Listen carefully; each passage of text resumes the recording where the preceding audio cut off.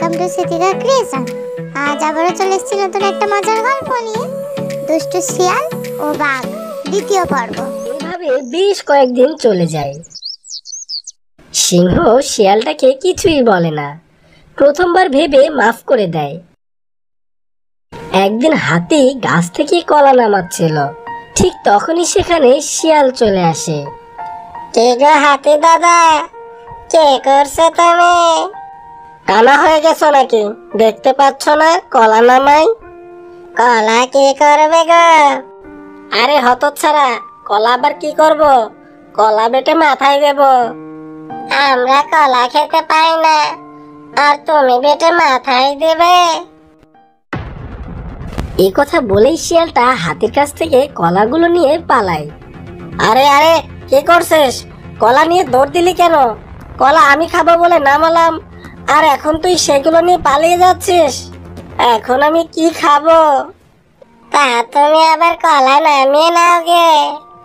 এখন কলা আমার কাছে, সেগুলো যাবে এখন আমার পেটে। না, এই দুষ্ট শিয়ালটার কিছু তো একটা করতেই হবে। এভাবে তো আর একসাথে জঙ্গলে থাকা যায় না। না না, আজই বনের রাজা সিংহকে বিচার দিতে হবে। তারপর হাতি বনের রাজা সিংহের কাছে যায়। সিংহকে সবটা বলতেই, না না, এই পাজি শিয়ালটার তো একটা কিছু করতেই হবে। ও সেদিন আমার তরমুজ নষ্ট করেছে, তবুও আমি ওকে কিছু বলিনি। কিন্তু আজ যখন সে জঙ্গলের সকল পশুদের বিরক্ত করতে শুরু করে দিয়েছে, তখন তো তাকে তার শাস্তি দিতেই হবে। ঠিক বলেছেন রাজামশাই, ওকে ওর উচিত শিক্ষা দিতেই হবে। তাহলে আমি ওকে ডেকে নিয়ে আসি রাজামশাই, কি বলেন? ঠিক আছে, তবে তাই হোক। তারপর হাতি ও পাখি মিলে যায় দুষ্টু শিয়ালের বাড়ি। শিয়ালকে ডাকতে শিয়াল তখন নাক ডেকে ঘুম পাড়ছিল। বাহির থেকে সে পাখির ডাক শুনতে পায়। শিয়াল পণ্ডিত, ও শিয়াল পণ্ডিত, কোথায় তুমি? বাহিরে এসো বলছি। আজ তোর উচিত শিক্ষা হবে। সবার রিজিক কেড়ে নিয়ে খাও, তোমার বের হবে আজ।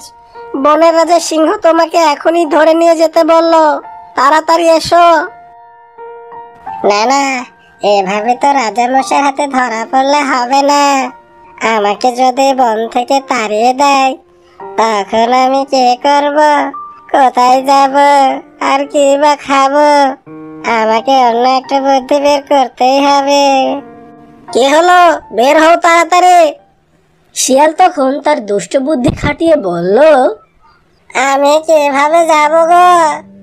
আমি তো অনেক অসুস্থ, বিছানা থেকে উঠতেই পারছি না। কি বলো গো? তখনই না আমার কলা চুরি করে খেলে, আর এখন বলছো তুমি অসুস্থ? তোমার ওই কলা খেয়েই তো আমি অসুস্থ হয়ে পড়েছি। ভাগ্যিস তুমি কলাগুলো খাওনি, নইলে তো তুমি অসুস্থ হয়ে পড়তে। হ্যাঁ, তা তুমি ঠিকই বলেছ। তবে তুমি আমার কলা খেয়ে আমার উপকারই করেছ, কেননা কলা খেলে তো তোমার জায়গায় আমি অসুস্থ হয়ে পড়তাম। কে বোকা, হাতিটাকে আজ বড্ড বোকা বানিয়েছে। আমি তো পুরোপুরি সুস্থ। বোকা হাতি কোথাকার, আসতে আমাকে সিংহের কাছে নিয়ে যেতে। শিয়াল ভাইয়া, তাহলে তুমি থাকো, আমি রাজামশাইকে তোমার খবরটা পৌঁছে দিয়ে আসে। হাতি বন্ধু, তুমি কি আমার জন্য একটু খাবার নিয়ে আসবে? আমার বড্ড ক্ষুধা পেয়েছে। তা নিয়ে তোমাকে ভাবতে হবে না। তুমি যতদিন না সুস্থ হচ্ছ, ততদিন তোমার খাবার খুঁজে দেওয়া আমাদের সকলের দায়িত্ব। এই কথা বলেই হাতি ও পাখি সেখান থেকে চলে যায় সিংহের কাছে। আর ওদিকে শিয়াল হাসতে হাসতে বলতে থাকে, আজ যা বোকা বানিয়েছে না ওদেরকে, এখন আর আমাকে খাবার চুরি করে খেতেও হবে না। খাবার হেঁটে হেঁটে আমার কাছে আসবে।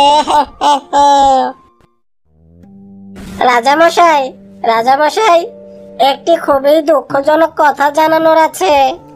কি কথা? বল শুনি। হাতি ও পাখি শিয়ালের সব কথা সিংহকে খুলে বলতে থাকে। আহ, খুবই দুঃখজনক কথা। আমার বোনের শিয়াল অসুস্থ। চল চল, আমাকে নিয়ে যা, আমি দেখতে যাব। তারপর বনের রাজা সিংহ ও বনের সকল পশু পাখি শিয়ালের জন্য বিভিন্ন খাবার দাবার নিয়ে শিয়ালের বাড়িতে যায়। শিয়াল তো তা দেখে মহা খুশি। শিয়াল কল্পনা তো ভাবতে পারেনি এমনটা হবে। সবটা যেন শিয়ালের কাছে স্বপ্ন বলেই মনে হচ্ছে। এভাবেই দেখতে দেখতে বেশ কয়েক মাস কেটে গেল, কিন্তু শিয়াল সুস্থই হচ্ছিল না। শিয়াল আর কেনই বা সুস্থ হবে, সে তো কোনো কষ্ট ছাড়াই খাবার পাচ্ছে। বিষয়টা নিয়ে সবাই অনেক চিন্তিত। একদিন, কিরে, শিয়ালের কি খবর? সে কি এখনো সুস্থ হয়নি? তাকে তো আর দেখাই যায় না। কই, সে তো একটু সুস্থ হয়নি। তাকে বাড়ি বয়ে খাবার দিতে দিতে আমরা সবাই শেষ হয়ে যাচ্ছি। হ্যাঁ মহারাজ, আমরা বড্ড ক্লান্ত হয়ে পড়েছি, আর পারছি না তাকে রোজ রোজ খাবার দিতে। আপনি কিছু একটা করুন। ব্যাপারটা কেমন যেন সন্দেহজনক মনে হচ্ছে। শোন তোরা সবাই, চোখ কান খোলা রাখবি, আর ওই শিয়ালটার উপরে নজর রাখবি। ও কি সত্যি সুস্থ নাকি অসুস্থতার ভান করছে, সেটা আমাদেরকে জানতেই হবে। তারপর সবাই সেখান থেকে চলে যায়। রাতে হাতি শিয়ালের বাসায় যায় শিয়ালকে খাবার দিতে। রাতে খাবার দেবার পর হাতি চুপটি করে শিয়ালের ঘরের পাশেই দাঁড়িয়ে থাকে। এরপর একে একে বনের সব পশু পাখি শিয়ালের বাসার চারপাশে এসে আড়ি পাততে থাকে। তারপর তারা দেখলো বনের রাজা তো সিংহ না হয়ে শিয়াল হওয়া দরকার ছিল, কেননা শিয়ালের মতো চালাক বুদ্ধিমান আর তো কেউই হতে পারবে না।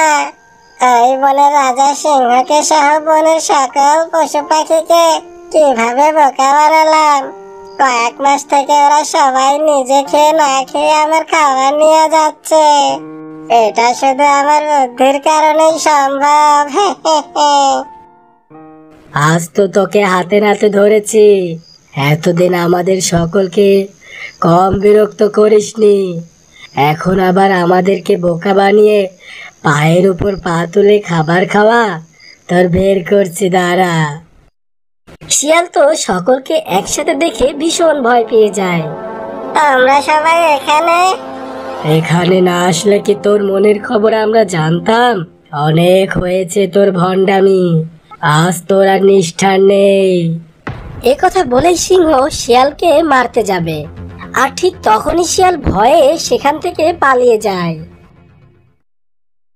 আপন প্রাণ আগে বাঁচাই, বেঁচে থাকলে জীবনে অনেক খাবার খেতে পারবো। Thanks for watching. ভিডিওটি যদি ভালো লাগে তাহলে চ্যানেলটিকে সাবস্ক্রাইব করুন আর পাশে থাকা বেল আইকনটি ক্লিক করে দিন পরবর্তী ভিডিওগুলো পাওয়ার জন্য। Thank you.